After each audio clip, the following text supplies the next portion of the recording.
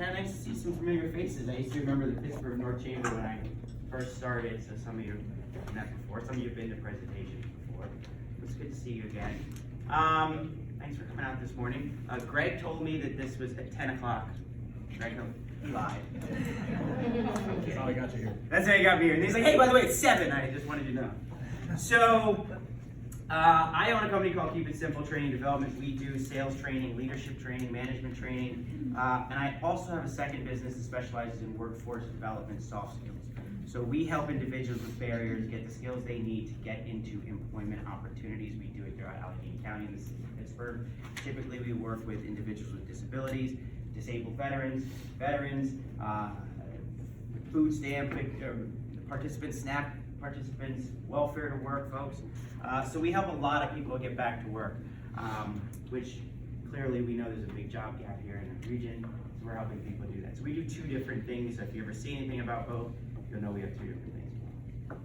So today, what I thought we would talk about, or what I was asked to talk about, was bootstrap selling, which was really a topic that came up because I was doing a panel discussion for a group of young entrepreneurs down in the East End, and the people I was doing it with were innovators, and they obviously had way too much on their plate.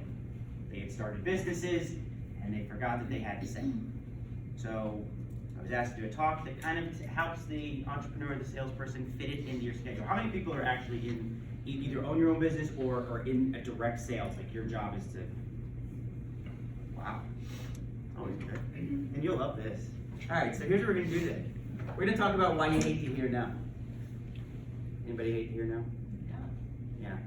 I mean, look, if you like it, you got a problem. Let's be honest. It does suck. How do you manage your time? All right, we'll talk a little bit about that. Then we'll talk about what a prospecting plan is. Visiting password? I did this the other day down in the East End for a group of people that just graduated. I swear, they were like, what are you talking about?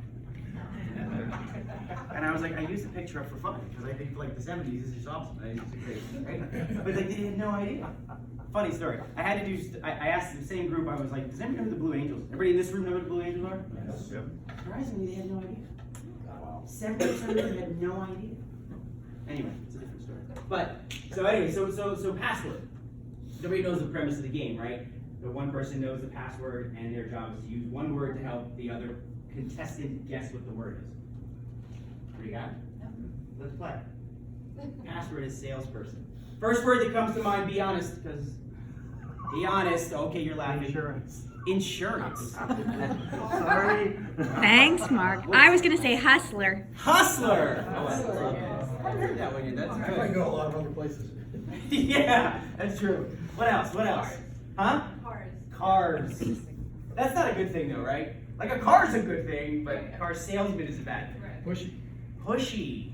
That's a good one. What else? Aggressive. Give me some more. I know you got more. Persistent. Persistent. Is that good or bad? It's probably good.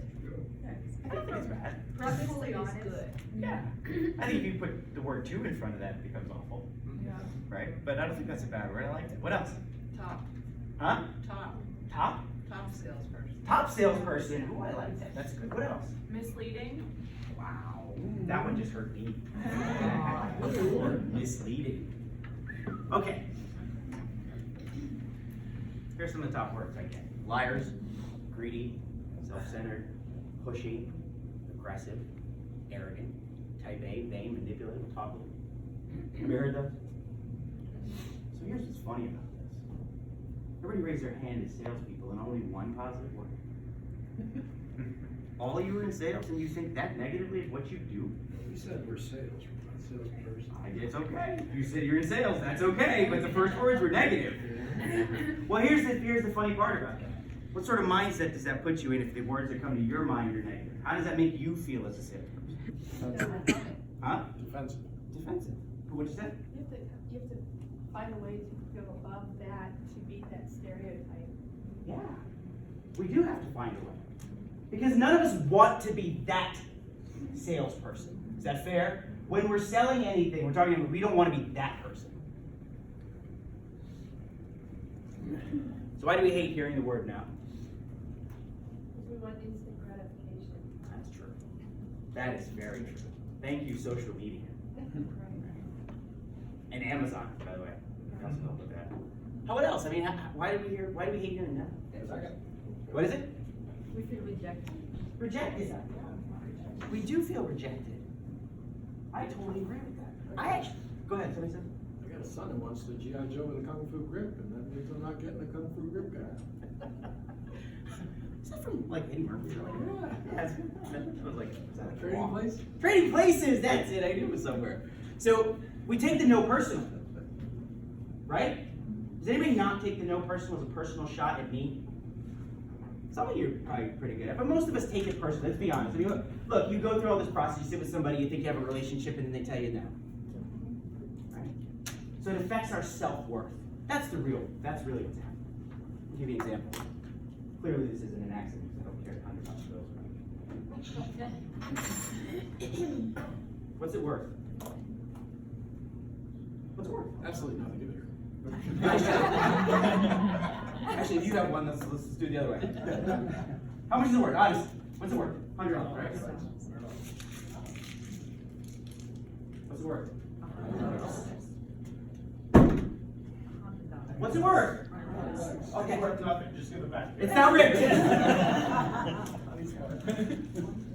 Value's still the same. A little beat up, a little hurt, a little injured. Its worth is exactly the same. No isn't bad. No's a great thing. No tells me that you're no longer qualified. Time for me to move on. But we let it affect us. We let the no affect us in a negative way. How many people go back to work right after they hear that no? How many people are ready to make another phone call? That no hurts you. It does. But you gotta know what's happening. If the moment you let it affect your self-worth, it stops you from being successful. Reframe this no. Let's do this. What are the positive, I'm gonna call it a sales call. Because it's the easiest term to use. I think it's universal. So let's talk about it. What are some of the positive results you can get when you talk to somebody who's interested in working with you or potentially partnering with you to give you money? That's very clear. What's the first positive result you could potentially get? You have a new relationship, new friendship you've developed. Yeah, but the first, right? Maybe make an appointment. But if you're selling them something, what do they say? They say either yes or no, right? So the first positive result is a yes. Somebody goes, yes, I'm going to do business with you. Yes, I'm going to cut you a check. What's the second positive result? He sends you the check. It clears the bad. That's very true. I'll tell you what the second one is. A no. Second best answer you can get is a no. It's better than I'll get back to you. Right? Oh, well, everybody can agree to that. But you still hate hearing no. Actually, the no is a thank you. Thanks for that. Because I either learn a lesson or I can save my time. I don't want to chase anybody. I don't want to do that. I just want to be done. Get a referral. Anybody know one more? There's one more here. There's 4 total. This was a little tricky. And we don't do this really well. Different topic. We don't do it really well. Get a clear, well-understood future. I'll tell you where we screw this one up. Talk to somebody, have a conversation, and they say, okay, well, let me talk to some people, and I'll call you back next week. We do that all the time. We're like, okay, sounds good. And then we walk away. And then we don't hear from them. And then we got to do that dreadful thing that all of us hate doing. Follow up. Oh, who loves that? Whether should I send an email, maybe a text. I'll write a letter. Maybe I'll call. I'll call their cell phone. Now, nobody answers their phones on Tuesday at 10. That's stupid. Have you ever been through this process where you're trying to figure out what's the right time to... Okay. That's why you need a clear, well-understood future. So those are some positive results. So here's what I want you to do. Okay? Why do? You do. So let's think about this first. I do what I do because I love coaching and training entrepreneurs, business people. That's why I do what I do. Everybody know why you do what you do? Anybody want to share real quick? Just two minutes. Why do you do what you do? Yes, sir, Jeff. Yes. I get to pursue my 2 favorite hobbies Eating and living indoors?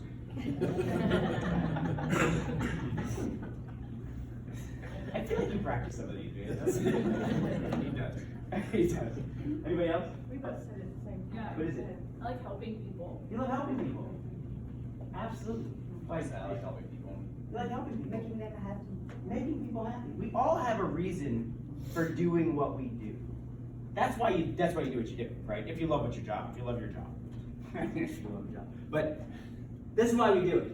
Here's what's interesting about it. Most of us spend our entire lives or careers getting to the point where we can do what we love to do. That didn't come overnight, that came with experience. But here's what's fascinating about it. What we miss is the only way for us to do what we love to do is to sell somebody so that they say yes to doing what we do. And the only way we're going to sell them is if we find them. So I have to do these two things that I normally don't do in order to do what I really love to do. All of you have had to sell something, so you've had to convince people you know exactly what I'm talking about. I've got to get them through to the point that I can do what I love.